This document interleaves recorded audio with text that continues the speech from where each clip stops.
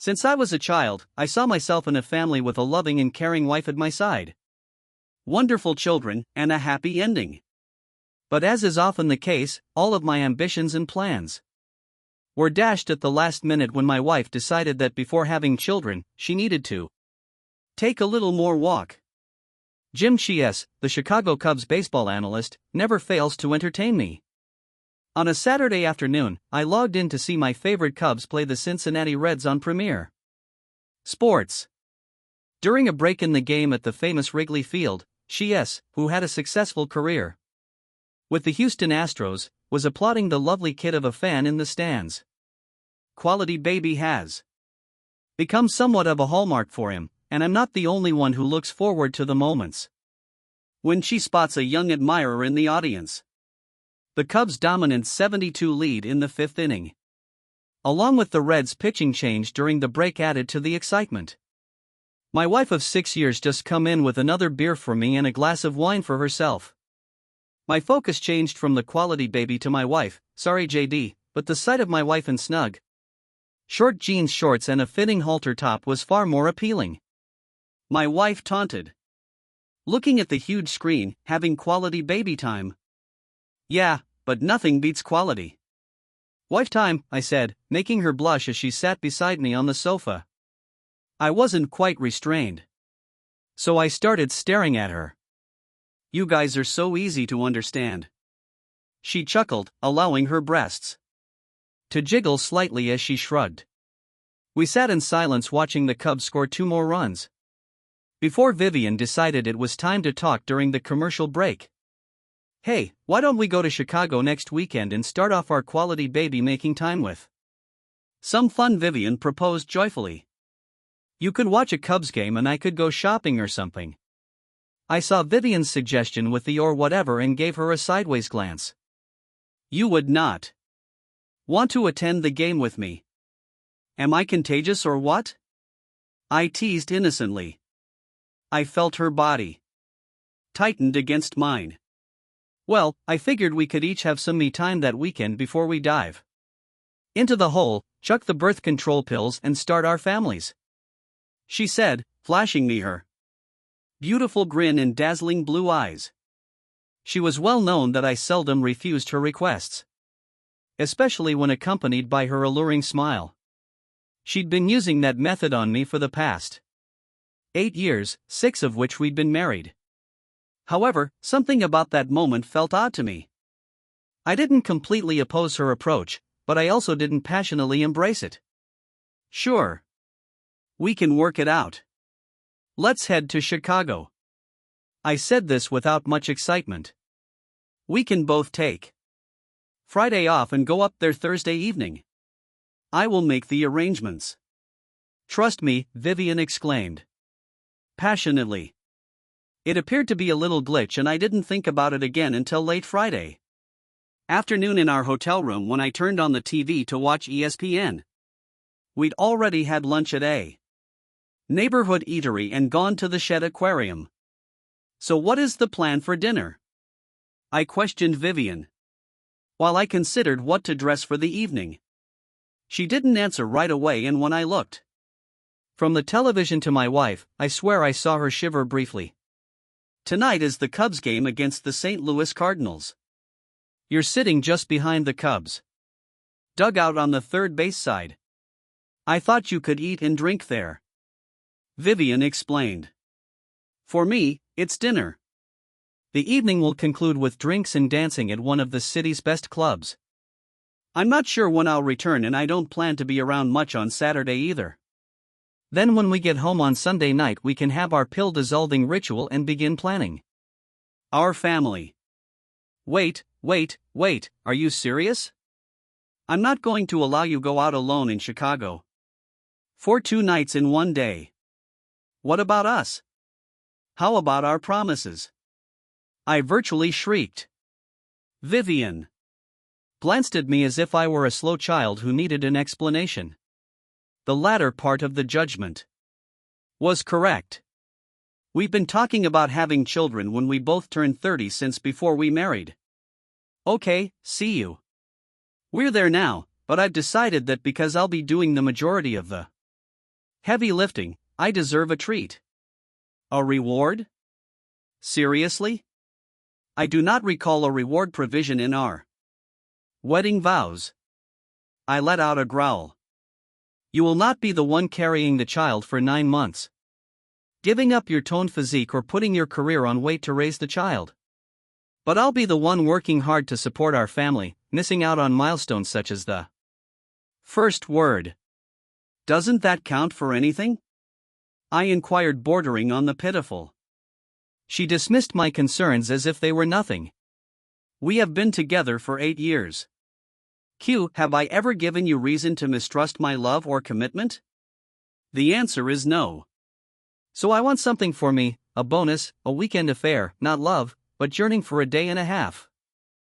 Then we can stop using birth control pills, and it will just be you and me forever. Damn woman, all I can hear is myself. I snapped. Do you know the saying? There is no I team. There's also no I in us. But if you go through with this, there will no longer be us. So if I agree to this, it will be just you and me forever. But what if we want to have another child? Same thing. In either case, it will not happen in this lifetime. Do you notice a lobotomy scar on my forehead? I wasn't looking for your approval, Q. I don't need it, she emphasized. I was informing you about what was going to happen. I am capable of making decisions regarding my own body. This will not change who we are. Once you laid aside your ego, not mine, sweetie. I'd have to deal with your enormous selfishness before I could even think about my own. I responded harshly. Perhaps I should go have the same kind of fun as you? She seemed taken surprised. The superior attitude she had displayed minutes before had evaporated. And she appeared uncertain. She went for her phone and sent me my Cubs tickets for the night. You drive the car, and I'll take an Uber to my destination, she replied, evidently recognizing I wasn't that type of person. With an angry shake of my head, I collected my keys and phone and left the room without looking back. I could only guess she imagined I was going to the baseball game as a devoted soon-to-be cuckolded partner. Rather than attending the Cubs game in person, I decided to listen to the radio while driving home. Pat Hughes and the Cubs were in excellent form, as they secured another victory. I had no real plan other than to put some distance between myself and Vivian. It's discouraging when your perception of someone differs significantly from reality. Vivian Langer was a teller at my bank when I went in to collect my first paycheck from the National Transportation Company where I had recently been recruited. She had only been in the bank for a few weeks, having just graduated with a degree in finance. I stood in line, admiring the small blonde with green eyes and what appeared to be a large bust beneath her exquisite top. She effortlessly conducted brief discussions with consumers while swiftly managing their transactions. Previously, it was my turn at her window. You know, your employer can set up direct deposit for your paycheck so you don't have to wait in these Cubs every Friday, she told me, smiling brightly. I was aware of the reality, as the company's payroll director had informed me before to my appointment. However, I prefer the traditional technique of receiving an actual paycheck over the summers, having worked for my father as a child. Because electronic transactions were not an option, I developed the habit of paying my checks in person. I felt at ease sticking to the old school way. Besides, absolutely, but if I switched to electronic payments, I'd have no reason to visit you. I noticed Vivian's name on the plaque next to her window. She blushed pleasantly and responded with a radiant grin, anxiously biting her bottom lip. I realized there could be mutual interest. Over the following 2 weeks, I purposefully chose Vivian's line, even though there was a shorter wait at another teller station. Despite the other teller's invitations, I merely smiled and waved to Vivian, who understood my preferences. While I believe myself to be composed and logical, I am also confident in my interactions with women. The following week, I got the bravery to ask Vivian out on a date, and she agreed. Vivian proved to be outgoing and intelligent. Her parents, who came from a wealthy family that still supported some aspects of her lifestyle, confessed that her father, a well-known attorney in our area, had a soft spot in his heart for his youngest and only daughter. It became clear that Vivian frequently obtained what she wanted thanks to her father's financial wealth and influence. Vivian and her parents were pleased that I was moving up the ranks at Bishop Enterprises. As our relationship progressed, John Langer made it clear that he expected me to continue the lifestyle that his daughter had become accustomed to. Quincy, treat my daughter well and fulfill your obligations to her and her mother, and I will welcome you like a member of the family. However, mistreat her or worse, lay a hand on her, and you will have a lifelong enemy with many allies. John informed me, yes, Quincy is my given name, and it is what Vivian and almost everyone else knows me as. Q. For 4 generations, the firstborn son in every Navarro family has been named Quincy. And my uncle is still alive. My parents refer to me as 4. Vivian's parents are the lone exception to the rule. With the exception of John and Barbara, everyone in the Langer family refers to me as Q. Vivian and I had a lavish wedding 20 months after our first date, which Aston arranged for both me and my parents. A state judge officiated the ceremony. And one of our visitors was a United States Senator whom Vivian affectionately calls Uncle Isham. Before we married, Vivian and I resolved to postpone having children until we reached the age of 30 so that we could advance in our jobs and financially. Her 30th birthday was 2 weeks before our weekend vacation to Chicago. By midnight, I packed 2 suitcases and piled the majority of my prized possessions into the trunk of my car. I called my younger brother Bill, who agreed to let me stay hidden at his house an hour away for a few days while I figured out my life. Both he and his wife vowed to keep my whereabouts private, even if it meant misleading my wife, who had most likely not noticed I had left Chicago yet, distracted as she was with her lover. I was confident she'd catch on by Sunday morning. We have a scheduled return home. That night I couldn't sleep as I wondered what had caused Vivian to seek consolation in the arms of another man and why I had accepted it. Perhaps I mused, my constant efforts to satisfy her wishes had caused her to regard me as weak or submissive. She'd soon realize how mistaken she was. On Saturday morning, I took care of all the tedious financial activities that might be considered cliché, such as canceling our joint credit cards and transferring half of our funds to an account solely in my name. I couldn't tell Vivian returned to our room on Saturday to find me gone or if she stayed out from Friday night until Sunday morning. Nonetheless, I received her first text message on Sunday at 9 a.m. "Where are you now?" "We need to leave by 11, she messaged. I texted my brother and we chuckled while we sipped our slush margaritas on his back patio. He rose to tend to the bratwursts that were cooking on the grill for our brunch. Meanwhile, my darling sister-in-law was in the kitchen making some homemade potato salad. When life throws you a curveball, nothing beats the comfort of family.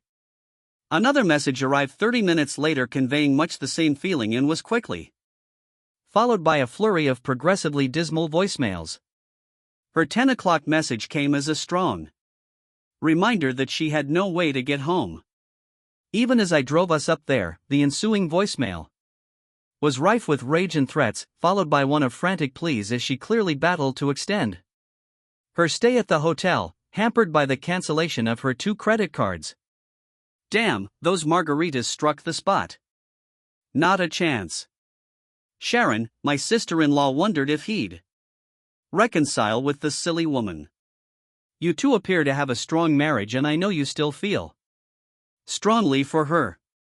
I'd have done anything for her, and I recognize that it won't disappear overnight. But the way she handled this problem indicates that at best, I am second on her list of priorities. After herself. My brother's phone called at 5 p.m., while the 3 of us were still on the back porch having consumed several margaritas. He showed me the caller ID and raised his eyebrows. giving me the option of answering if I wanted. I'm out. Absolutely not. He gave the phone to Sharon, who, unlike Bill and myself, was still pretty sober. Hello, Vivian. I'm picking up Bill's phone since he's too drunk to answer it. Yes, we are aware of what occurred. No, we do not know where he is right now. How could you do that to such a kind-hearted man, Viv? Sharon said. I could only picture Vivian's answer from the other end of the call. Sharon rolled her eyes a few times and groaned as she replied twice, then again. She eventually wished Vivian good luck and ended the call. I bought you some time. You owe me. Sharon snapped at me. Did you notice you had a fight with her? And left without allowing her to explain? You are truly insensitive, you know. You don't believe that? I began. No, I do not. I'm only reflecting what she said and what she's probably telling others while trying to find you. Sharon said. Damn, I mumbled. Please pour me another margarita. Bill obliged once more, demonstrating why I considered him a wonderful sibling. 8 margaritas deep. I wasn't going to qualify for Mensa membership anytime soon. Despite having a hangover on Monday morning, I arrived at work on time, albeit dressed inappropriately. Stepping into my boss's office, I informed him of my decision to resign or transfer to another office immediately. Are you jumping the gun? My boss replied sarcastically. What's the rush? I told him everything, including my half-formed intention to disappear temporarily. With any luck, it would buy me some time away from my wife, or rather my father-in-law, who would take some time to locate me if he even attempted while requesting a move. I requested that my supervisor change my employee name to Oliver, my middle name, and that no personal information about me be shared, at least within legal bounds. In less than 5 minutes, my supervisor had arranged for my next employment. The Santa Fe office in New Mexico had an opening for me, and within 30 minutes, Oliver Navarro was on his way to a new beginning. Officially, Quincy Navarro was no longer linked with Indiana, and officially, I no longer worked for Bishop Enterprise. A week later, I started in my new role. The business set up a 1-bedroom apartment for my new single existence, as well as a new phone and provider, to ensure that calls and bills could not be traced back to my wife. I only told a few trustworthy people at home about my new phone number. My parents were among those excluded. According to my brother, Mom conveyed her displeasure with my conduct and appeared to be side with Vivian. I had no intention of dealing with her judgment or risking her sharing my phone number to Viv. My father was an unintentional casualty in this fight. I was aware that if I shared my contact information with him, my mother might eventually urge him to reveal it, posing a potential problem between us. So, I decided not to involve him. However, Bill and Sharon were trustworthy confidants, and I was confident my mother would not get my phone number from them. Despite her relentless efforts, Vivian attempted to notify Bill that I had left her city. It took her about a week to understand this. How can we reconcile if we are unable to talk or confront one another? She asked. Bill, maybe he doesn't want to reunite with Viv. Did you truly hurt him in Chicago? Bill described his response to her. It was only 2 nights, Bill. It didn't mean anything, she insisted. Perhaps not to you, but to him, it meant everything. Bill responded. My job in Santa Fe continued nicely for the next year, even though I wasn't actively looking for it. My social life was non-existent, which suited me well. I occasionally had Bill checked to see if I was still legally married. Surprisingly, Viv had not started divorce proceedings. I couldn't help wondering why. I occasionally joined my coworkers to spend the evening after work. But I didn't go on my first date until after around 8 months of living in Santa Fe. According to Bob Seger, she was a stunning woman with black hair and fascinating eyes that exuded charm. She was of mixed ethnicity, half Pueblo and half Hispanic, and her strong muscular legs were wonderful, especially since we ended up in the same bed. We met several times, but I realized she was looking for a long-term relationship, which I couldn't offer her. 2 months later, in my favorite quiet pub, I met Evangelina, also known as Angel, who was born while sitting at the bar. She epitomized the traditional Irish charm with her dark red hair, freckles, and vivid blue eyes. It was eventually discovered that she had the legendary Irish temper as well. Still dressed in my jacket and tie following a long day at work, I was nursing a shot of Jack Daniel's Tennessee Honey, when a woman's voice said, "The one at the bar is mine, girls. You each find your own." As a group of women entered, I assumed they had just done a shift at one of the nearby industries, as they were all dressed in jeans and work shirts. The person approaching me had her shirt partially open, showing a generous dick all over. I couldn't help but watch her stroll with her bosom bouncing. "What's on the menu tonight, Mr. Fancy Suit Guy?" she inquired, smiling broadly and her eyes dancing. "Tennessee Honey, does that tickle your fancy?" I responded. Angel and I spent the evening talking, dancing, and drinking. She revealed that she was having a rare night out while her 2-year-old was with a babysitter. With a tinge of embarrassment, she revealed that the child's father was unknown to her. I ended up drinking a little too much, finding myself alone, and I believe I was drugged by 2 guys I was hanging out with at the party. That night taught me a few good lessons, the most important of which was that neither I nor my friends would ever leave a pub alone with a man unless we had come with him. She indicated that we would either leave all together or in pairs. But my daughter is a blessing. She is the most precious thing in my life. She took out her phone, tapped a few times, and showed me a photo of a cute toddler. "Do you have children?" she asked. "I don't think parenthood is in the cards for me," I responded, starting with the narrative of how I ended up in Santa Fe. "Wow, that's rough. But are you still married to her?" "You should take care of it," she insisted. I know I should. But at the time, all I wanted was to get away immediately. Furthermore, there is the matter of actually communicating with her. Angel and I went on a few single occasions before I began engaging her daughter in our activities. Eleanor was initially reserved about me, but I went down to her level and talked with her. I had read about that method someplace and whoever proposed it was fantastic. Angel said I quickly became her favorite adult. When Angel and I were cuddling on the couch, Eleanor would grab my hand and bring me to the floor where she would snuggle into my lap like a puppy and fall asleep. It seemed to impress Angel, but I must say that I also loved it. Angel and I had a nice rapport, but we never discussed exclusivity. She admitted to seeing someone else on occasion early on in our relationship. I wasn't under the impression that Angel and I were in it for the long haul. And since she was open about it, I had no objections to her continuing her other relationship. As they say, assumptions can be deceptive. I just assumed Bobby, the other person in Angel's life, was a man. We never mentioned Bobby, just as I assumed she had not discussed me with him.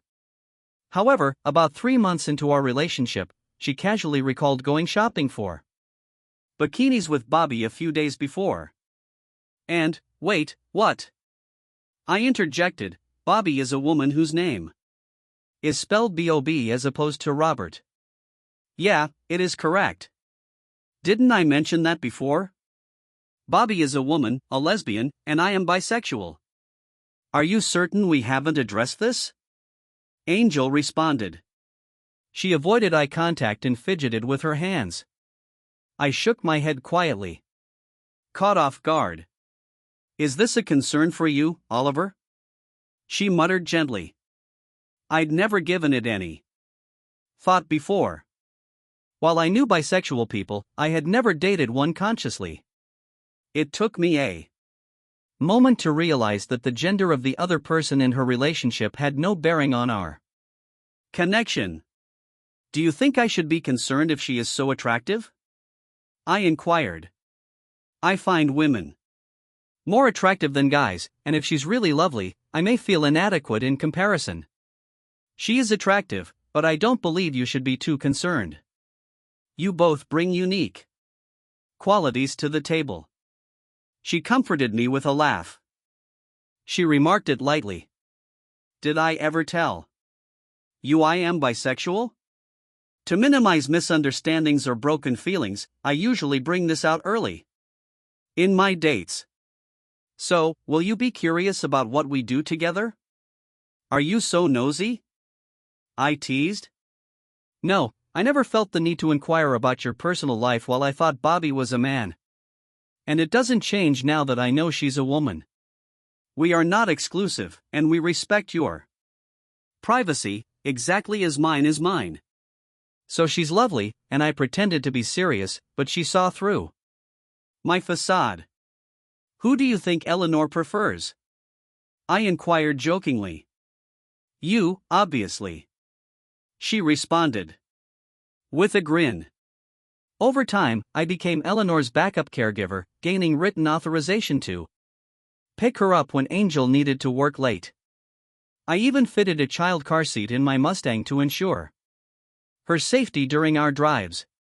My phone rang a few months later, and the caller ID displayed Bobby Clarkson's name. I did not instantly connect the dots. Angel had not told me Bobby's last name. And there appeared to be only one reason for her to call me. As I picked up, Bobby nearly panicked. He told me that Angel had been killed in a vehicle accident on her way home from work. The authorities phoned Bobby after discovering Angel's phone, which had Bobby mentioned several times in her call history, and rushed to the hospital. Bobby learned that Angel had died among her anguish. Bobby recognized Eleanor needed to be brought up from the babysitter, and Angel had indicated that I was authorized to do so. We agreed to meet at Angel's place after I fetched Eleanor and the clueless youngster. I discovered Bobby bawling at the kitchen table. She hugged closely as the tears flowed. We remained in that embrace for what seemed like an eternity. Two grown-ups and a confused toddler are clinging together. We eventually parted ways, understanding the importance of attending to the child's needs and making arrangements. Drawing on what we understood about Angel's life from our chats with her, we realized she was an only child whose parents had died, with no obvious relatives in the image. It fell to us to care for Eleanor until we could identify which governmental agency should take responsibility. Bobby found some canned tuna and made sandwiches, while I found a juice box and Cheerios for Eleanor. In the middle of sorrow for our late buddy Bobby, my partner and I struggled to devise a strategy for Eleanor. We realized that she was technically in the care of the state and would most certainly wind up in foster care, which neither of us could bear. Perhaps it wasn't the most reasonable option, but we felt it was in Eleanor's best interests to live with one of us for the time being rather than be placed in foster care. If the state is unaware of her, it will not intervene and place her in foster care. She can simply stay with us. They always talk about youngsters falling between the cracks. Eleanor can slip through and join us, I offered. What do you know about raising children? Bobby inquired promptly. To be frank, not much, but I was a child once, I explained. Great. That's hardly the reassurance I was looking for, she said. For the next hour, we circled around the subject, hoping to establish a good strategy for Eleanor. We eventually decided that I would give up my apartment, move in with Angel, and become the primary caregiver for the child. Bobby promised to help out on a regular basis, in addition to daycare. We were both acutely conscious that neither had prior parenting experience. Do you know the ancient phrase about the blonde leading the blind? She said something that made me giggle for the first time that night. Actually, the blind are guiding the blind. But your version is unquestionably funnier. I replied. I'm Oliver Navarro. It is a pleasure to formally meet you, Bobby. I said, holding out my hand for a handshake. She briefly looked at my hand before catching my gaze. Instead of shaking hands, she went forward and embraced me in an emotional hug. God, I'm going to miss her so much, she whispered. Me too was all I could say in return. The next morning, I called my boss and explained that I needed a couple of personal days to straighten things out with Eleanor. Bobby and I decided to have Angel's body burned. Eleanor, Bobby, and I took a few weeks to settle into a pattern. Bobby came to the flat virtually every evening after work, and we shared cooking chores. It became clear why Angel liked her. She had brilliance, comedy, and a bit of sass reminiscent of Angel. In addition, she was tall, blonde, blue-eyed, and curvy.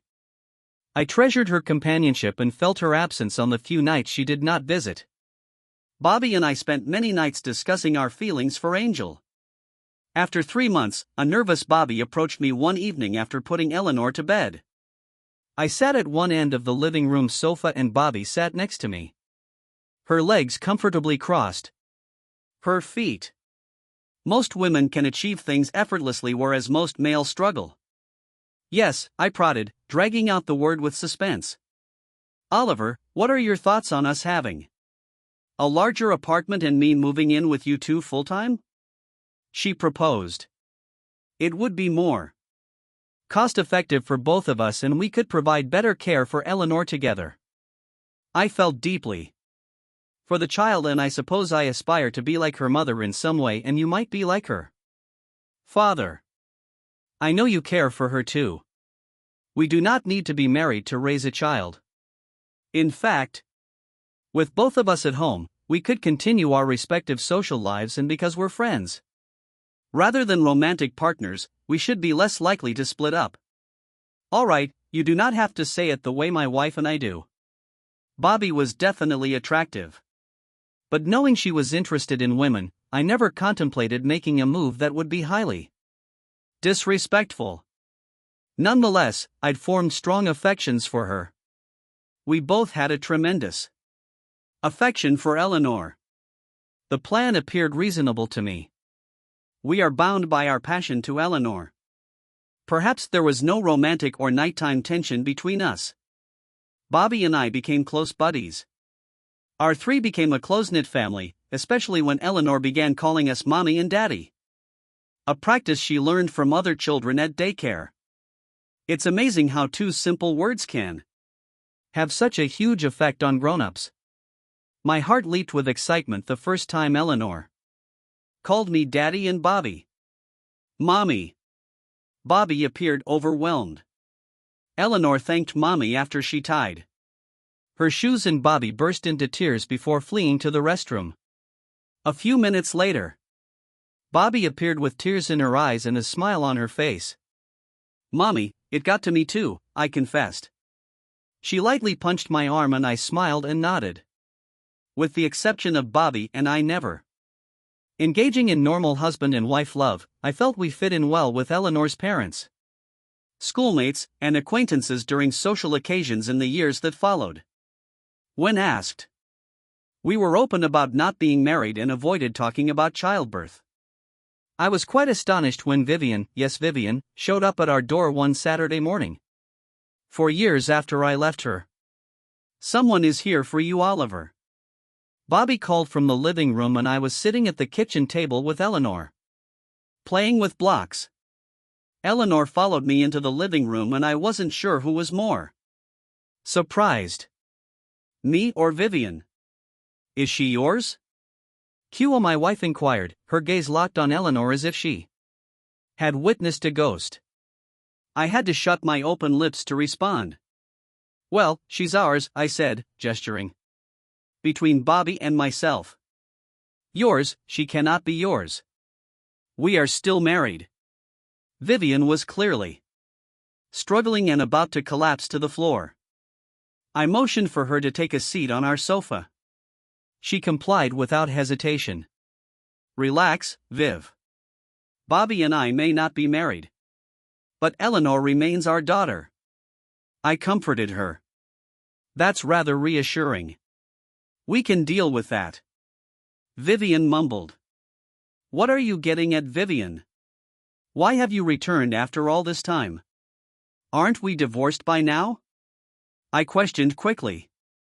To my amazement, I learned that I was still legally married to Vivian. She hadn't filed for divorce because she expected me to return to her within the first year. Then she and her father spent nearly 2 years looking for me before she had the courage to approach me about reconciliation. Reconciliation? Seriously? Why now? I fired back swiftly. I haven't really recovered from you after 4 years, tearing my heart out and acting like the Wicked Witch of the West. Frankly, a lifetime would be insufficient. You know I adore you. I always have, and I always will. Vivian stated, I made a terrible mistake, but it was still a mistake. I apologize for what I did, and I apologize for trying to take advantage of your goodwill. I figured if I surprised you enough, you'd be overwhelmed and have no choice but to return to me. I also didn't think you'd leave me merely for some weekend intimacy. It was simply intimacy, not love. Wasn't the thought of having children and sharing our life together worth more than a weekend of pleasure? You knew me better than everyone else. I responded. You were aware of my beliefs on loyalty. You openly disregard them. I will not tolerate that type of disrespect from anyone. Not even my lovely wife. She scanned the room, focusing briefly on Bobby and Eleanor. You seem to have recovered fairly well. She commented almost as if you hadn't missed a beat. You are awful, boss. Back home, you were very well taken care of. He continued telling Dad's detectives that Quincy Navarro no longer worked there, even if you had recently changed workplaces and began using your middle name. Dad eventually acquired a court order to see Bishop's work records, which is when he realized your middle name is Oliver. After that, all I needed was the confidence to approach you. All right. You have approached me, I replied. Even if I were the biggest moron in history, I would never sacrifice my family for anything. I have a lovely woman in my life, whom I admire and fully trust. We have a profound respect for one another.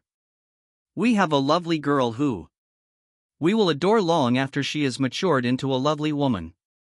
We're a team. I enjoy being part of a team. Remember when I told you there's no I in the team? There's no I in us. My voice had raised dramatically, almost to a yell. Vivian looked at Bobby and Eleanor briefly as if she was truly sorry. I moved over to my loved ones and held them firmly. I whispered to my tiny girl. Everything will be well, dear. I understand now, Vivian said softly, looking at us. I'll file for divorce on the grounds of abandonment as soon as I get back home. I don't need anything from you financially, but would it be too much to ask for your forgiveness for being so selfish? I'll do my best, Viv, but that's all I can promise. Perhaps with time, I trailed off.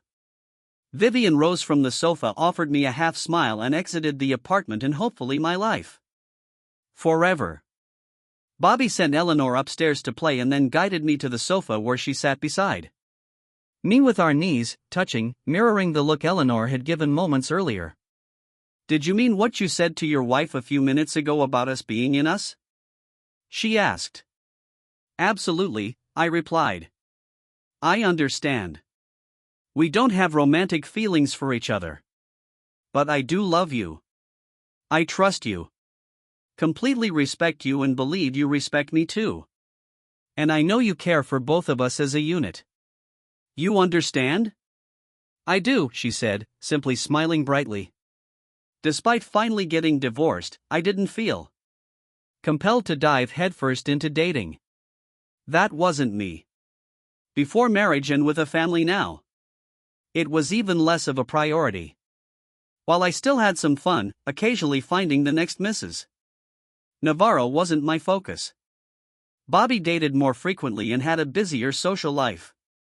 We stayed in constant communication about our dating lives, always prioritizing our daughter. We also had a rule against bringing dates home except for meals. When Eleanor was around 11, Bobby and I decided it was time to tell her the truth about our family. On the night we planned to do so, both of us were nervous wrecks. We had been discussing this for nearly a year. That night, the three of us cried a lot. We shared photos of Eleanor's birth mother and explained her connection to both Bobby and me. We also had to discuss Angel's bisexuality and Bobby's lesbianism. And of course, we had to explain decision not to relinquish Eleanor to the state, but to raise her ourselves. So we're not bound by blood. We're bound by love. Bobby concluded. I could tell Eleanor was puzzled and anxious for days as she processed what Bobby and I had told her. She was a bright and mature child, and after a few days it seemed to click for her. You guys could have just let child services take me. Wouldn't that have been easier for you both? She asked during dinner. Doing the right thing isn't always the easy thing, I replied. I've never regretted my decision except maybe when you threw a birthday cake all over my new suit when you were 6, and I'm sure Mom hasn't regretted it either. Bobby, tears in her eyes, nodded as she wiped her nose with a tissue. Apart from our own friends, Bobby and I had built friendships as a couple, and occasionally we went out with some of those friends. Bobby loves to dance, so we indulged in that occasionally. She was a better dancer than I was, but I worked hard to keep up. Our friends, most of whom knew we weren't a couple, often remarked on how good we looked together. Bobby occasionally danced with other friends when we went out, but she always avoided accepting invitations from unfamiliar men for obvious reasons. Despite her attractiveness, she never lacked attention from either gender.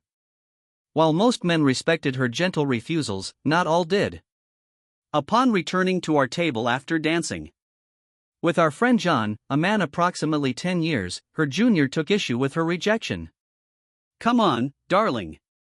I'm better than the guy you were just dancing with or the one you're sitting with. Give me a chance, he demanded, gripping her wrist and attempting to pull her back onto the dance floor. Although I'm fairly slender at 6'2" and 180 pounds, I was still in good shape at 41. And regardless, I couldn't stand by while someone mistreated a friend. I firmly grasped the arm holding Bobby's wrist and twisted. The young man yelped in pain and released Bobby's wrist, a grave mistake freed from his grip. Bobby swiftly turned toward him and delivered a well-placed knee strike. Did I mention she played college? The young man collapsed to the floor, his face meeting the table on the way down. When the bar manager and the bouncer came to our table, they found a young man curled up in the fetal position with his face drenched in red liquid. The police were summoned, and after providing our statements, we were assured that neither Bobby nor I would face any charges. I'm grateful for the assistance, but Clarkson's daughters were already proficient in self-defense. When we began dating, no matter who we were dating at the time, that young man made a serious error. Tonight, remarked Bobby, I admire your dad's approach. Let's have him teach Eleanor next time he and your mom visit. I suggested, having moved into a 5-bedroom home a couple of years prior and undertaken some renovations. We essentially had the equivalent of 2 bedrooms with ensuite. Additionally, we had a spacious family room with a built-in snack area, making our home a popular hangout spot for Eleanor and her friends. Bobby and I naturally assumed the role of surrogate parents to several teens, and truthfully, we both enjoyed it immensely. I became aware that Bobby had been seeing the same woman for approximately 2 months when she extended an invitation for her to join Eleanor and me for Saturday dinner. I deduced that this woman must hold a special place in Bobby's heart when she firmly kicked me out of the kitchen and prepared what I considered to be her best dish: veal parmigiana with spaghetti. Stephanie Ellis appeared strikingly impressive.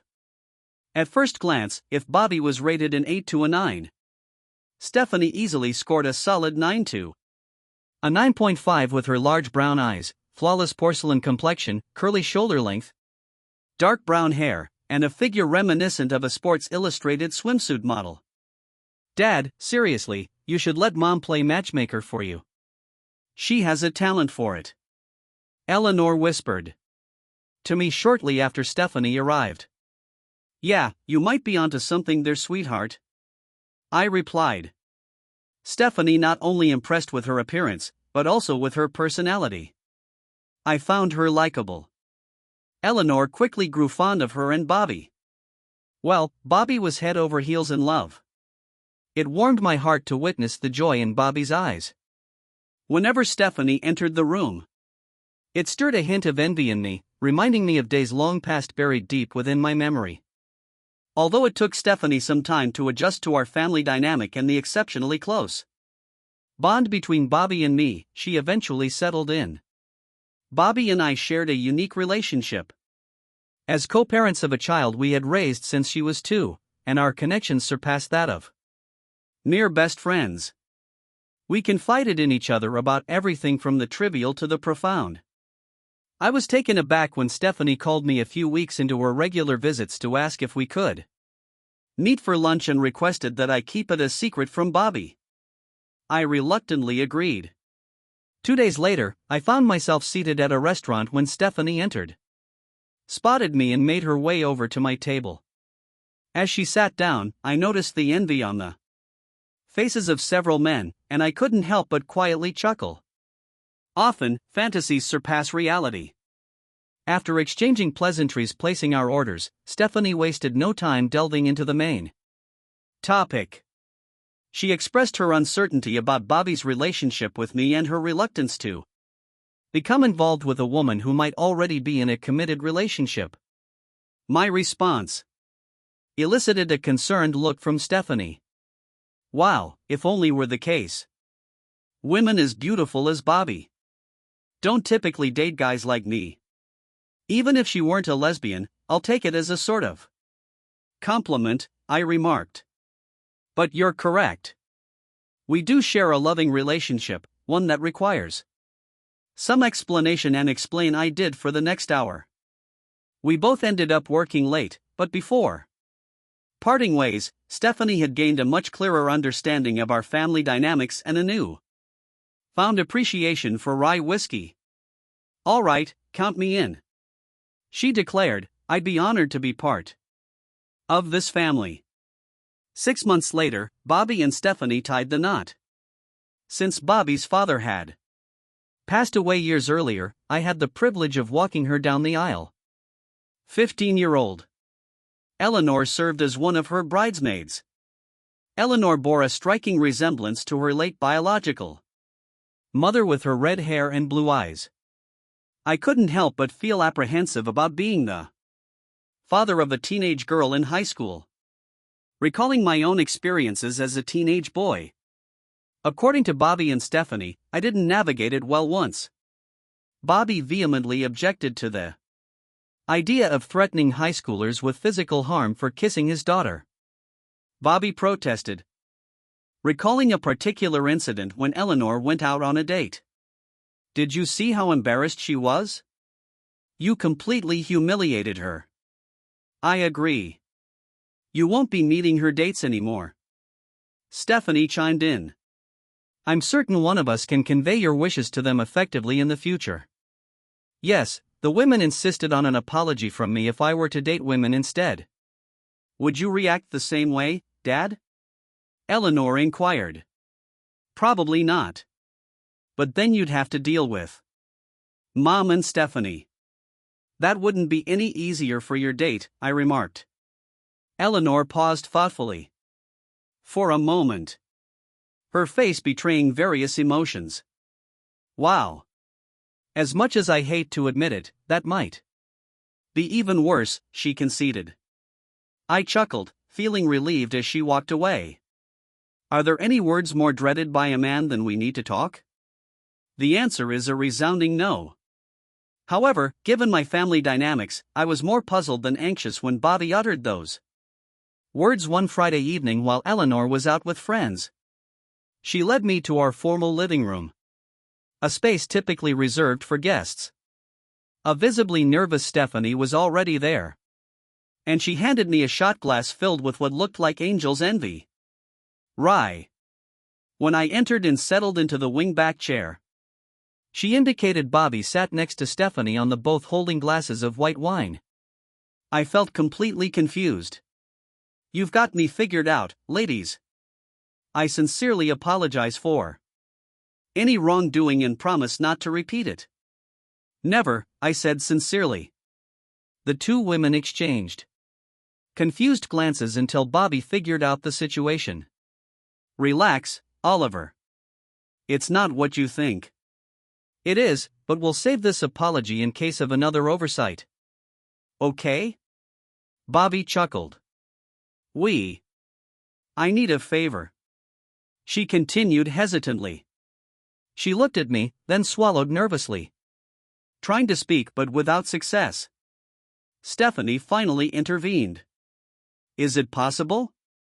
Could we borrow some of our white stuff? Oliver blurted. Stephanie. There was an awkward silence in the room as we exchanged glances. Peep. Excuse me.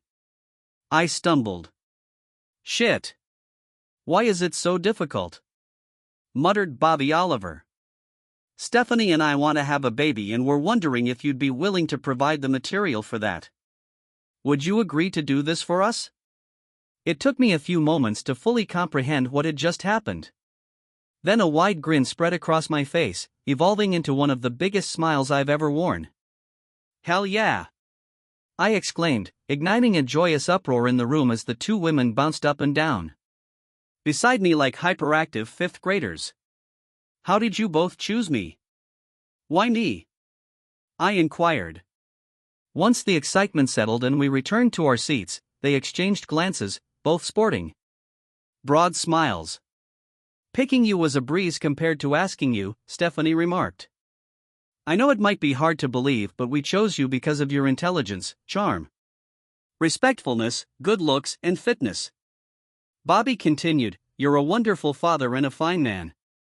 We thought it would be incredible if our child could inherit some of those admirable qualities. Damn. I've only shed tears a handful of times since becoming an adult. That day was one of them. I cried like a newborn. You know, if you guys want, I could sell you my half of the house so you can.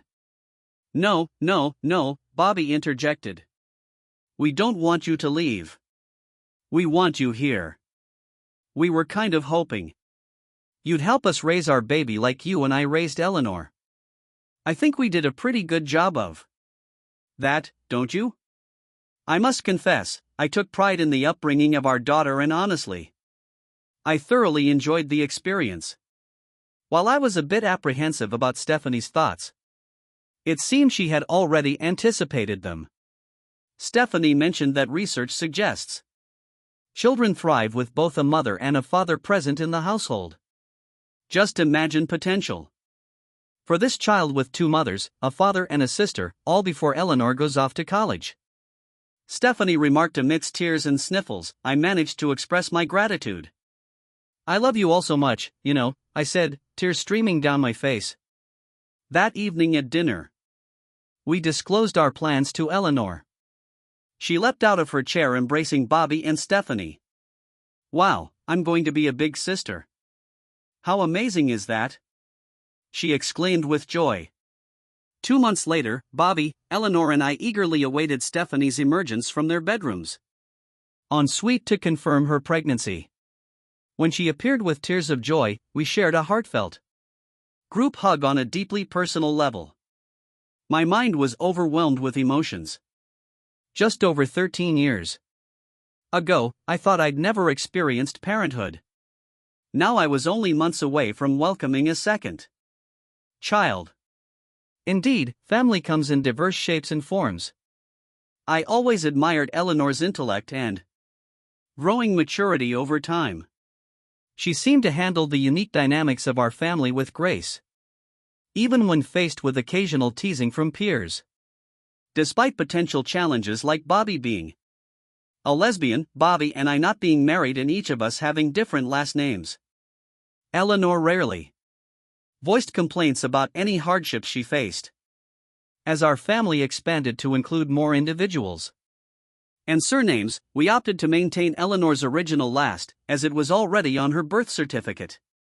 Despite any outside scrutiny, Eleanor remained popular among her classmates, often bringing them to our house for gatherings, whether they were from the soccer team or band. While children tended to be more accepting, some adults weren't as understanding. Occasionally caught wind of gossip from other adults, but it usually quieted down in our presence. Perhaps it was because few wanted to confront me and even fewer dared to challenge. Known for her sharp wit when defending our family, Eleanor ended up as the second highest ranking student in her class and had to deliver a speech at graduation. Despite my knack for words, when I offered to assist her, she insisted I had already contributed enough and didn't require additional aid. Interestingly, she never the speech in my presence, nor in front of Bobby and Stephanie. It seemed I would have to wait along with everyone else to hear it. On graduation day, as Bobby, Stephanie and I entered the gym with Roman Alexander Ellis, who was almost a year old, we were frequently stopped by women admiring the baby, causing delays. Eleanor's speech was scheduled as the second address of the ceremony, and I couldn't help but smile when I saw the title. There's no I in teen printed in the program. The essence of her speech revolved around the idea that collective effort can overcome individual weaknesses, emphasizing the significance of unity and cooperation. She used our family's differences as an illustration of how, for now, 5 individuals can function as a successful full unit. I'm certain I stood a little taller that afternoon. Eleanor's words moved many to tears. The entire family embarked on a trip to Arizona State University to drop off Eleanor for her freshman year. We departed Santa Fe 5 days ahead of schedule, taking part in various tourist activities before parting ways with her. As we prepared to leave, we formed a line to give final hugs. I found myself at the end of the line, and upon reflecting later, I realized the order wasn't arbitrary. Dad promised me you'll make more effort to find a good partner, she whispered to me as the others made their way back to the car. I know it wasn't a priority for you while I was at home, but now that I'm gone, Mom has a good partner. You deserve one too. I'll do my best, but I can't guarantee, I replied in the same hushed tone. Good partners like Stephanie aren't easy to come by, you know? It seemed natural that Roman started calling me Daddy as he began to talk, and my heart swelled each time. What caught me off guard was his use of mommy for both Bobby and Stephanie, yet they always knew which one he meant. I couldn't discern any difference in his pronunciation, but somehow the two women understood perfectly.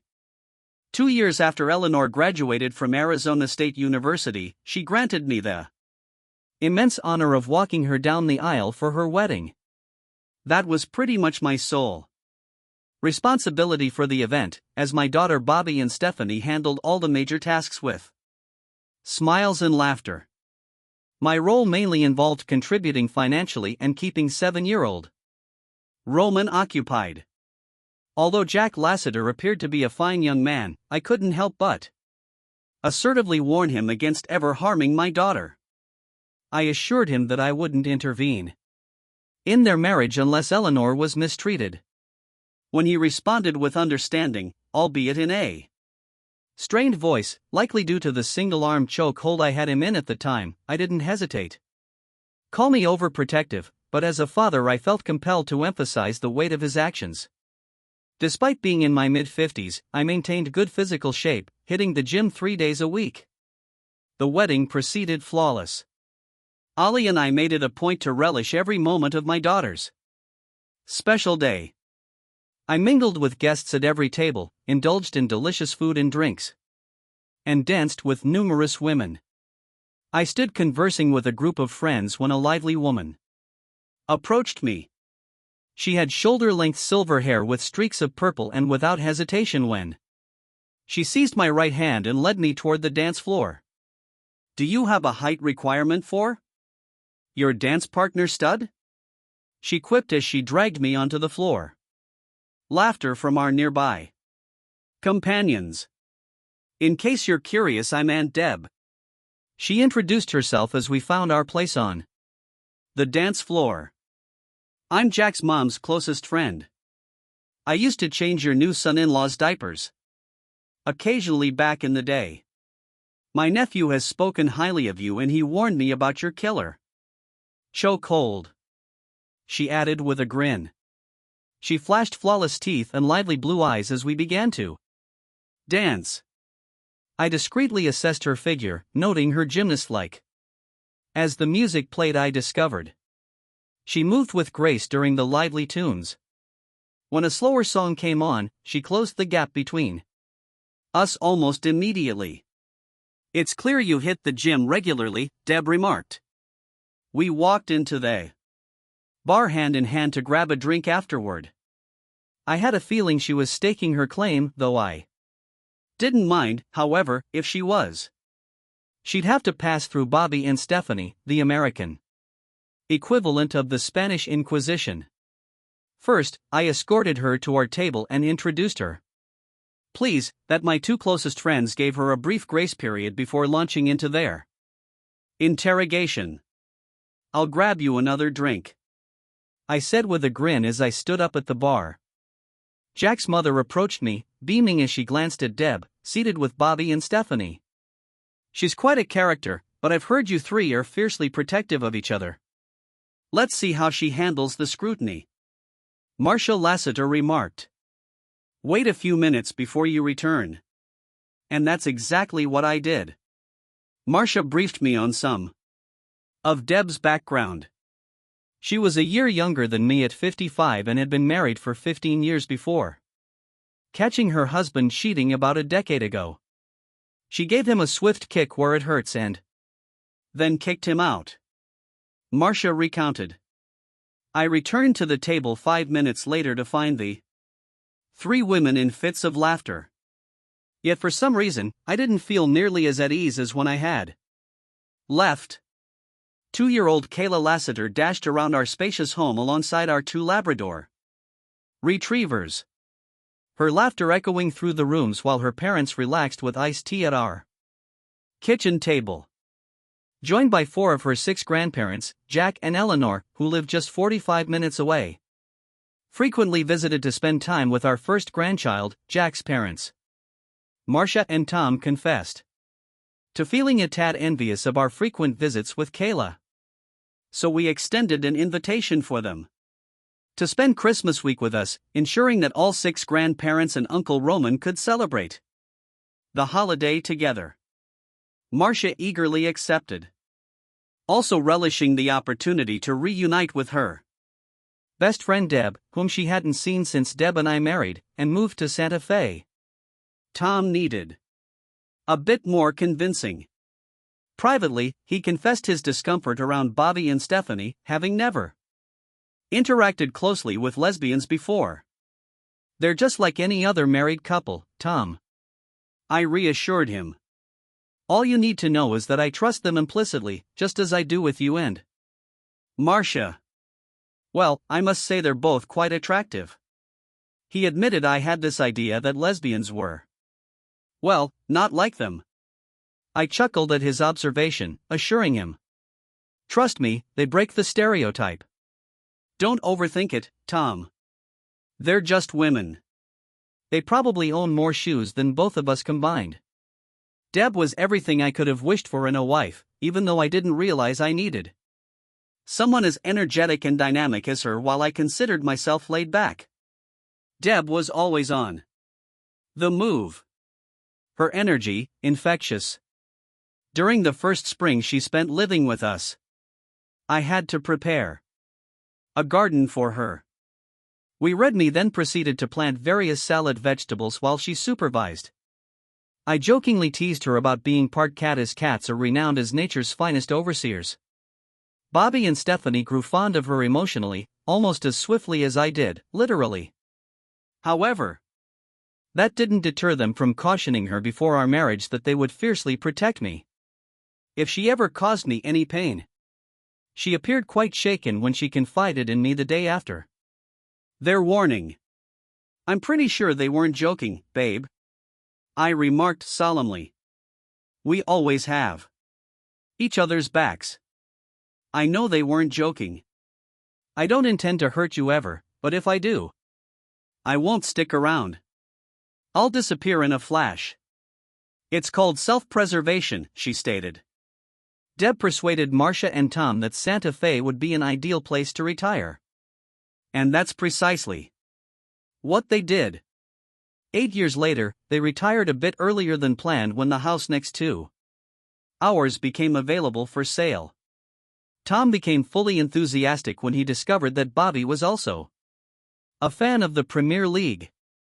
Bobby supported Arsenal while Tom's allegiance lay with Crystal Palace. It was akin to being in an English pub during a match, although things got a bit heated when their teams faced off. Fuck off, bitch, and eat shit, old man were not uncommon exchanges when we all gathered to watch Arsenal and Crystal Palace compete. We learned that football fans soccer too. Americans are much more passionate than baseball fans, as Deb, Stephanie, Marcia, and I soon discovered. Jack and Eleanor refrained from bringing their 3 grandchildren along when Arsenal and Crystal Palace played, it a delightful summer evening in Santa Fe. And I sat on my porch swing on the deck behind my house, enjoying a shot of Jameson Black Barrel Irish whiskey, reflecting on my good fortune. My eldest grandchild emerged from the back door and joined me, resting her slender frame against mine. Once again, I couldn't help but notice her striking resemblance to her late grandmother with her dark red hair and bright blue eyes. "What's on your mind, Granado?" she inquired, using her special nickname for me. "I was just thinking about my life, about how fortunate I've been," I replied. "How so?" she asked curiously. I took a sip of whiskey, pondering how to explain to a 9-year-old. "Well, sweetheart, you know when something bad happens, but then everything ends up okay anyway. That's sort of how it's been for me." She shifted beside me, her eyes reflecting deep thought. Then her face lit up with understanding. "Yeah, like when I scraped my knee the other day and Grandma Deb gave me ice cream," she exclaimed. I smiled at Kayla and she grinned back, satisfied that she had grasped the concept exactly like that darling. Here's the next story. I ask myself, what do people actually want? I put my heart and soul into being the best husband I can possibly be for my wife Nora. Yet all I seem to receive in return is disrespect, especially from her and her circle of friends. A little bit of backstory about me and my wife. Nora and I met during our college days at a lively party thrown by one of her friends. There was an instant connection between us and we hit it off right away. We exchanged numbers that night, and shortly after I took her out on our first date. Fast forward and here we are, happily married for about a year. I'm 30 years old and Nora is 29, met professionally. I work as a software engineer in a prominent tech company, which fortunately means I earn quite well. However, despite my efforts to provide for us and create a comfortable life, I've noticed a concerning pattern. My wife and her friends have developed a habit of mocking me whether I'm present or not. And what's worse is that Nora never stands up for me in these situations. Nora's behavior and attitude towards work and responsibility have been a constant source of frustration for me. Despite all that I do for her, she seems to take it all for granted. It's like she has gotten accustomed to me handling everything from paying bills to taking care of household matters. The problem isn't just that she can't hold down a job, it's her whole approach towards working life. Even back when we were dating in college, Nora has always displayed signs of laziness and a lack of commitment. She would jump from one job to another and never stayed at a place for more than a month or two. It's a cycle that has always repeated itself over the years, and it's incredibly frustrating to witness. She barely graduated from college, and most of her projects were done by me out of fear that she wouldn't put in the effort herself. What's even more concerning is Nora's tendency to avoid responsibility and shift blame on to others. She never takes ownership of her actions or lack thereof. Instead, she blames professors, lecturers, coworkers, bosses, anyone but herself. It's always some excuse about why she can't stay at a job or why things aren't working out for her. It's always someone else's fault according to her, whether it's the job being too stressful, her coworkers not liking her, her professors back in college failing her on purpose, or her boss having a personal vendetta against her. Her lazy attitude towards job searching is equally infuriating. I have to practically push her to even start looking for a job, and when she does, it's half-hearted at best. It's like she expects everything to be handed to her without putting in the effort or taking any responsible party for her own success or failures. Nora's friends have also really messed with her head and keep feeding her outdated ideas about what men and women should do. They've convinced her that I should be the one paying all the bills while she just sits at home looking pretty. It's ridiculous, especially since we don't have any kids to take care of. I've tried explaining to her that it doesn't make sense for her to stay home all day doing nothing, but she keeps pushing for it and arguing about it. It's really crazy considering her buddies are unmarried and pay their own bills. They are continually complaining about how no one wants them. But who would want someone who thinks like that before leaving her previous job? She only stayed there for 3 months. Nora's friends would continuously tease me for not being man enough to let her stay at home. They'd label me selfish and greedy, saying that since I make decent money, I should let Nora stay at home. And I told Nora repeatedly that I don't like her pals and don't want her with them. But she brushes it aside, saying, I'm insecure because I don't have many friends. But the truth is that I'd rather not have any pals who mingle with the types of individuals Nora does. Now, her pals believe that a male should battle for a cheating partner to prove his love. They say that if a man doesn't battle for his partner after she cheats, he has never truly loved her. It is gibberish. And I've tried to tell Nora this, but she won't listen. When I ask her friends about the double standard of loyalty for men and women, and if that meant a woman should battle for a cheating man, they accused me of being outdated or even sexist. And it differs between men and women. When I ask if this implies that men and women are unequal, they fumble again. And their only response is to accuse me of sexism. Nora's decision to stay at home due to what her buddy said has caused a major headache at home, despite the fact that she is now responsible for cleaning up, cooking, and washing the dishes. I'm usually stuck doing that. It's so unpleasant to come home from work exhausted and find the house in disarray. Especially when Nora could easily help but chooses not to. To make matters worse, Nora routinely invites her pals over who leave the place even worse without cleaning up. When I bring this up with Nora, she dismisses it, arguing that I am being overly demanding and do not understand the difficulties of being a stay-at-home wife. It's a daily effort to persuade her of the need of contributing to the home, especially because she doesn't make any money. What's more aggravating is her friends' effect on her attitude toward responsibility. They've convinced her that she doesn't have to answer to anyone, including her spouse. Nora once packed and left for a weekend excursion with her friends without alerting me. They regarded disclosing her location or informing me of her plans as dominating and misogynistic behavior. They have portrayed me as an aggressive partner simply because I want fundamental communication and honesty in our relationship. For me, it's not about having control. It's all about safety and trust. If Nora does not tell me where she is, how can I secure her safety if something goes wrong? It's common sense and a concern for each other's well-being. However, her pals have twisted this into a matter of control and tyranny, which is completely preposterous and absurd. Communication and honesty are essential components of any healthy relationship. However, Nora and her pals appear to have forgotten these values. For a long time, I put up with it all because I adore my wife. Sure, she had shortcomings. She was readily influenced by her friends. She could be sluggish at times, but she was still the lady I married, and I didn't mind taking up the slack. I realized that everyone had difficulties, and I was willing to help her through them all. The tipping moment for me was like a floodgate opening after being filled with rage and frustration for so long.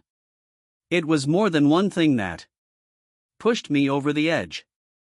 It was a massive pile of crap that kept piling up until I couldn't stand it any longer. Looking back, I see that I should have put my foot down from the start. But I believe I let it slip because I didn't want to rock the boat and harm Nora's relationship with her friends. They were tormenting me relentlessly, and they made sure it affected every aspect of my existence.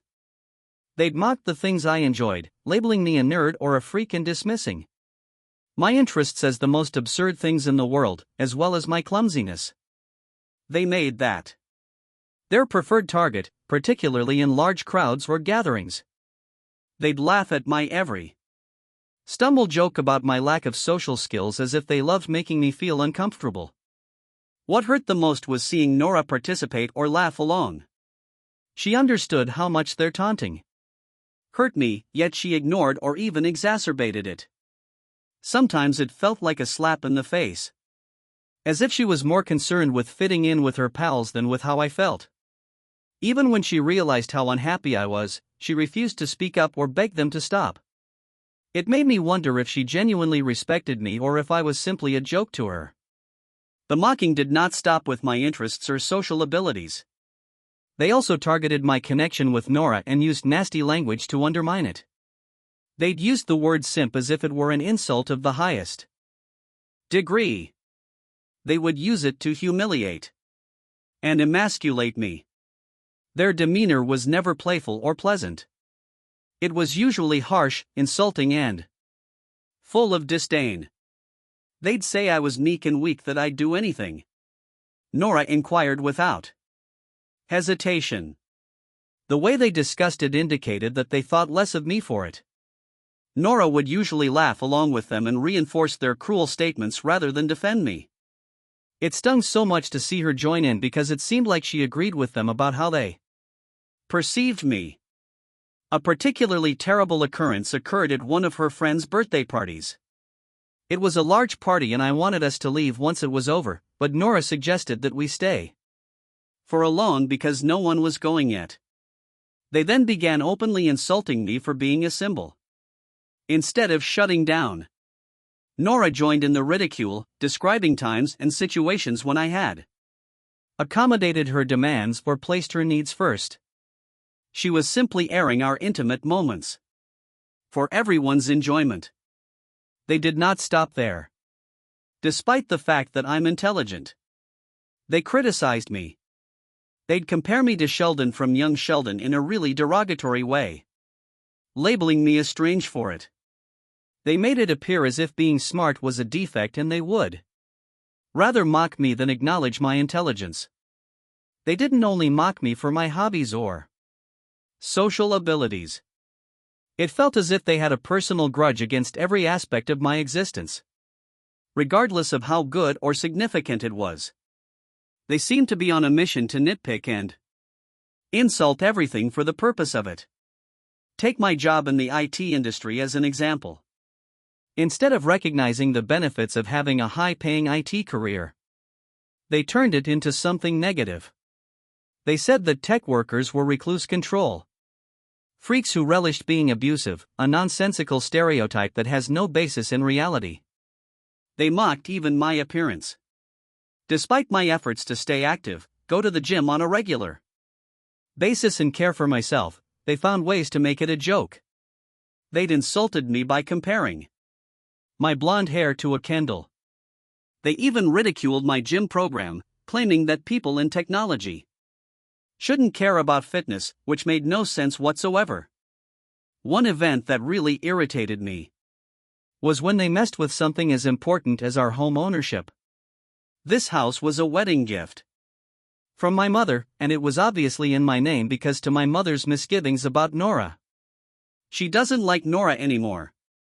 My mother was not one to cause difficulty or be petty. But she did want to ensure that the house remained under my possession, which I completely understood. Nora initially had no objections to this arrangement, but after speaking with her friends, they instilled in her the bizarre notion that everything I had instantly became hers as my partner, while everything she owned remained completely hers. It was as if they were attempting to change the rules of cooperation. They informed her that as my partner, she deserved full ownership of the house. This stupid idea they instilled in her has created unnecessary drama and pressured Nora to want full ownership of the house, while entirely disregarding my mother's intentions, despite my attempts to find a medium ground by suggesting shared ownership. Nora and her companions insisted on their ridiculous demands, when I remained firm and refused to yield because why the hell would I give you complete control of a house? I was gifted. They eventually told Nora to accept the compromise, but the harm was already done. Their interference and manipulation had strained our relationship so severely that I was no longer willing to give in to their ridiculous demands. And I refused to even include Nora's name on the document of joint ownership. The breaking point for me was yesterday, Friday night, which turned into a nightmare. Nora demanded that I join her and her friends for drinks and dinner. Now I'm not a fan of Nora's friends, and the prospect of spending the evening with them didn't excite me. They weren't my crowd. They were Nora's. Nora persisted, saying I needed to socialize more. Reluctantly, I agreed. Nora's pals expressed hunger and advised that we go to a restaurant before drinking at a pub. Nora informed me that she was also hungry, and we all agreed. We ended up in a posh restaurant. The kind that is a little pricey, but not overly extravagant for me. I noticed Nora's friends purchasing rather pricey foods, which struck me as unusual given their meager earnings. However, I dismissed it because I assumed someone else in the group had informed them they would pay the bill. Nora also requested something expensive, but I was willing to cover it. After all, I wanted her to enjoy herself at dinner, but they turned it into a roast fest, criticizing and gossiping about me right in front of my face. I chose to ignore them, concentrating on my food and attempting not to let their pessimism spoil the dinner. But then, after we finished eating, the waiter inquired if we were receiving separate checks. To my complete surprise, Nora's buddies announced that I was footing the cost for everyone. This was the tipping point for me. I couldn't control my rage any longer. I demanded to know why they expected I would pay the bill, since I had never agreed to it in the first place. Their lame explanation was that I received a consistent six-figure salary while no one else at the table did. That excuse was completely ludicrous. Just because I made a lot of money did not imply I had to pay for everyone's expenses, especially after being mocked and disrespected all night. It was not about the money. It was about respect and decency, things they obviously lacked. Things got out of hand when Nora joined her pals and demanded that I pay. I refused because I was unwilling to pay for a supper for folks who had just mocked and belittled me all evening. They responded by insulting me further, stating I couldn't take a joke and was weak. I held firm, demanding separate checks and paying exclusively for Nora and me. Of course, I gave a generous tip for the server, who did not deserve the inconvenience created by Nora's pals. As I prepared to leave, I issued Nora an ultimatum: either she left with me or it ended. At first, She wanted to insist on staying. But one look at my face revealed that I was really angry, and so she unwillingly joined me. When we came home, Nora lost her cool and yelled at me. She labeled me stingy and selfish for refusing to pay despite having the resources. I attempted to convey that it wasn't about the money but about principles, but she dismissed it. She explained that her buddies were merely joking, and I was too insecure to take it. I ignored her and went to bed, because I had nothing else to say. She had joined her friends in embarrassing me and was now upset that I no longer wanted to do everything for her. The next morning, things were still pretty cold, to say the least. She didn't even bother saying good morning and maintained her silent treatment. I decided not to go out of my way to prepare breakfast, as I always do on weekends.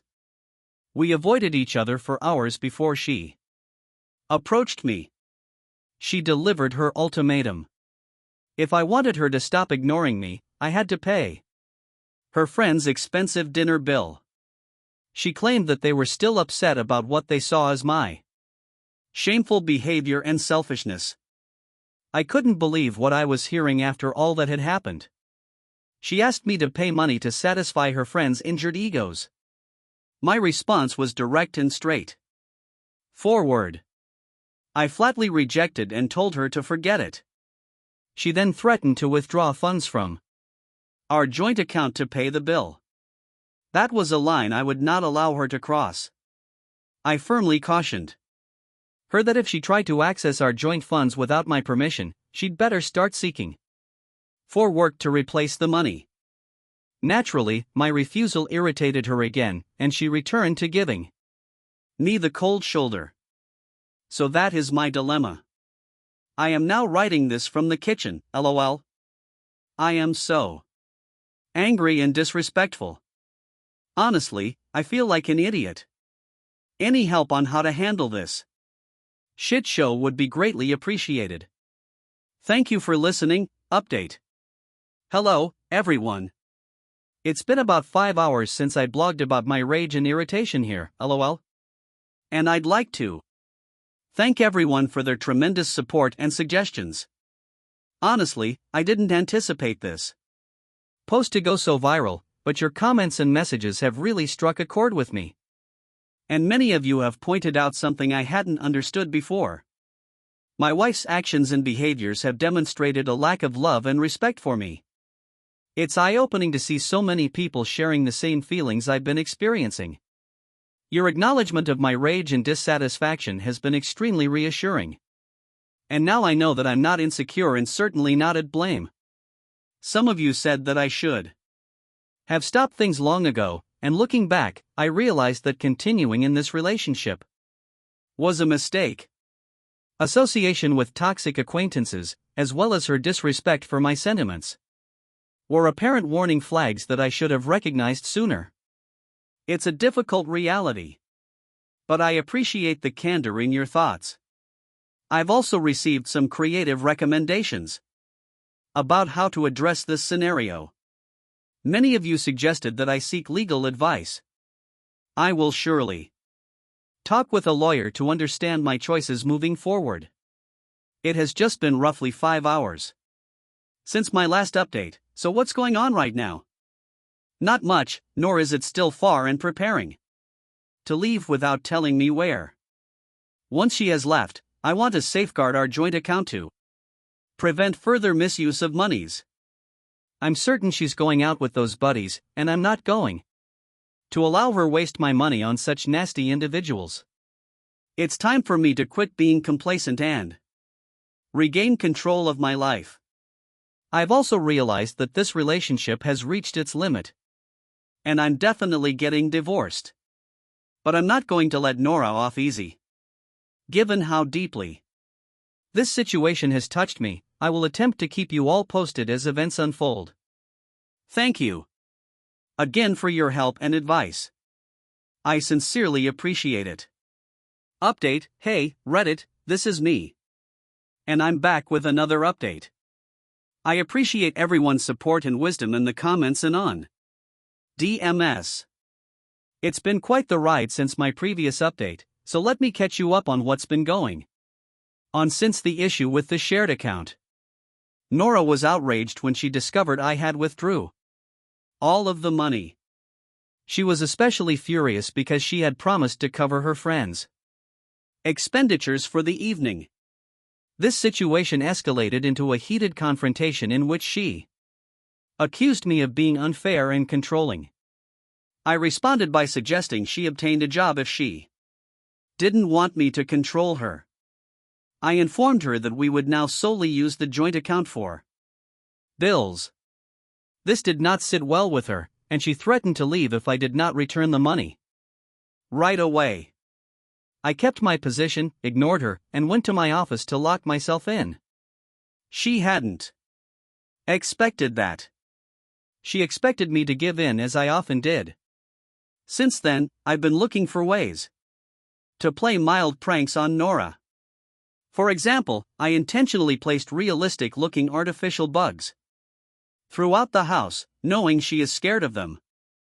The emotions were priceless, and when she questioned me about it, I turned the tables, calling her insecure for not being able to take a joke and claiming that I was only messing about.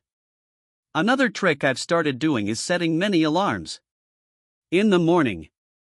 Nora liked to sleep in. However, I have to get up early for work. Although I used to dread alarms since they interrupted her sleep, I now utilize them to avoid oversleeping. She's been whining since she's a light sleeper, which has been driving her insane. But I have claimed that they are required for my job. I've also escalated my retribution on Nora by playing mind tricks and having her question her own sanity. How can I do it? It's all about subtly moving things around our home, and when Nora observes and questions me about it, I behave as if I have no idea what she is talking about. Sometimes I'll act perplexed and question her memory, making her wonder if she's losing it. But that's only the beginning. I've been planning talks and arrangements with Nora just to subsequently deny that they ever happened. It's like gaslighting on steroids. This repeated manipulation causes Nora to doubt herself and wonder if she can trust her own thinking or if she is simply dreaming things. Last night, however, was the cherry on top. Nora expressed concern that she may have dementia. It literally took all in me not to laugh. The fact that I've pushed her to examine her mental health is both bizarre and rewarding. I realize it's cruel, but she deserves it. While I've been playing mind games with Nora, I've also been carefully preparing our split. It is not simply about divorcing her. I want to make sure she is absolutely alone once I leave the image. I've already contacted my lawyer and started working on divorce papers. The truth is, I haven't told Nora anything about this. She believes we are just going through a hard time, unaware that I want to abandon her for good. It may appear harsh, but I believe it is vital for both of us to move forward individually. One of the most difficult issues I'm experiencing is the house. Legally, the house is mine, but it is also Nora's primary address, so I can't just push her out without going through a lengthy eviction process.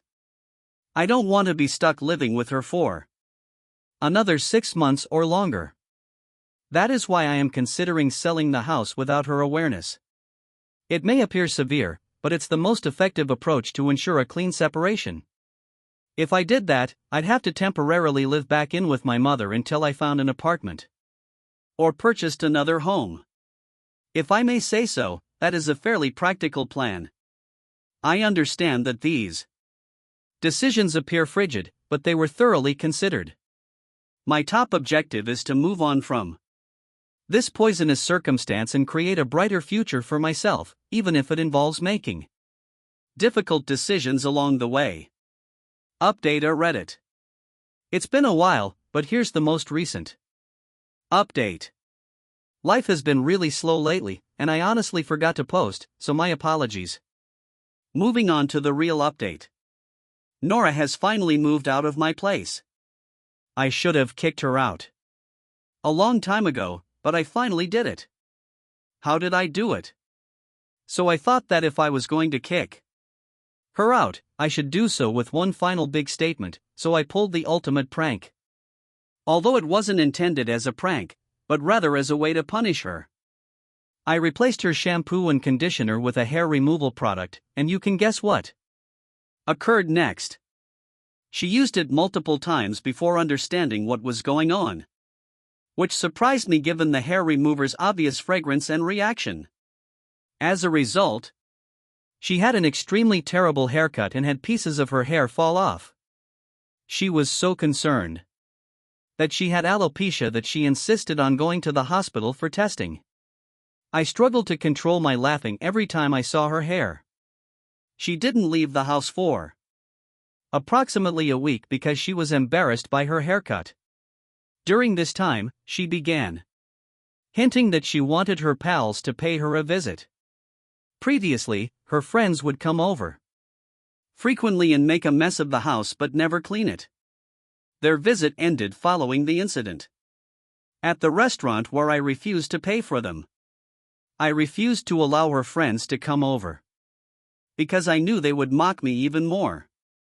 Instead, I suggested she pay them a visit.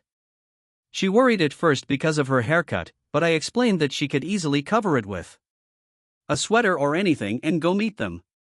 She thought it was an excellent idea and promptly prepared to go. Her friends came to take her up and I took advantage of the opportunity to pack up all of her possessions and placed them outside on the porch.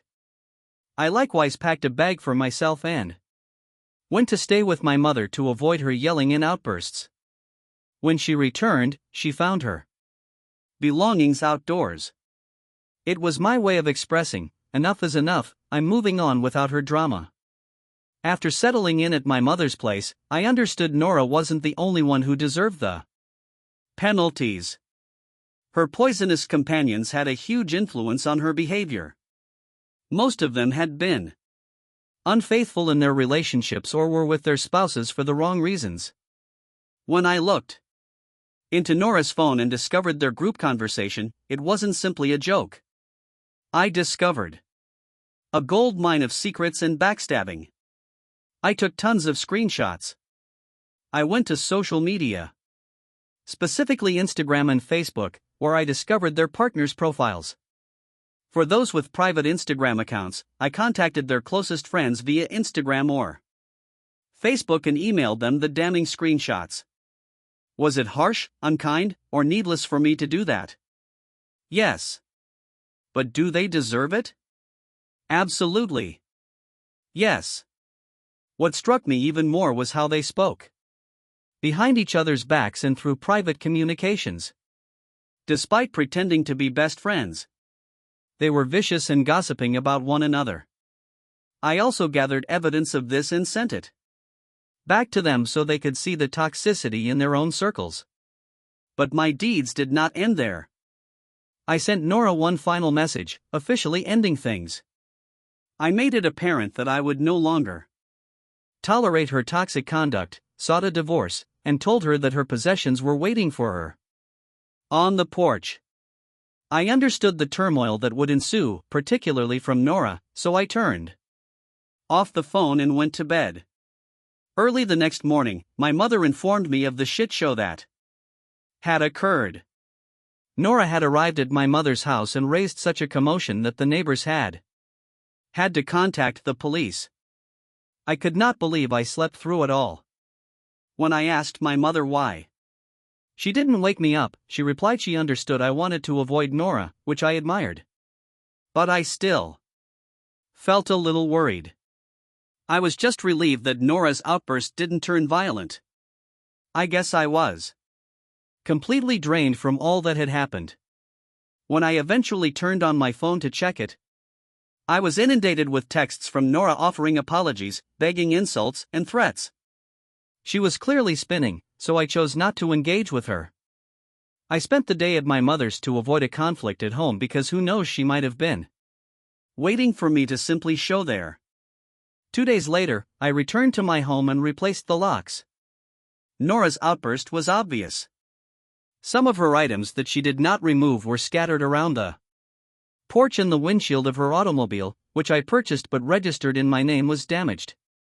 I didn't even try to get her to pay for it. I took care of it myself.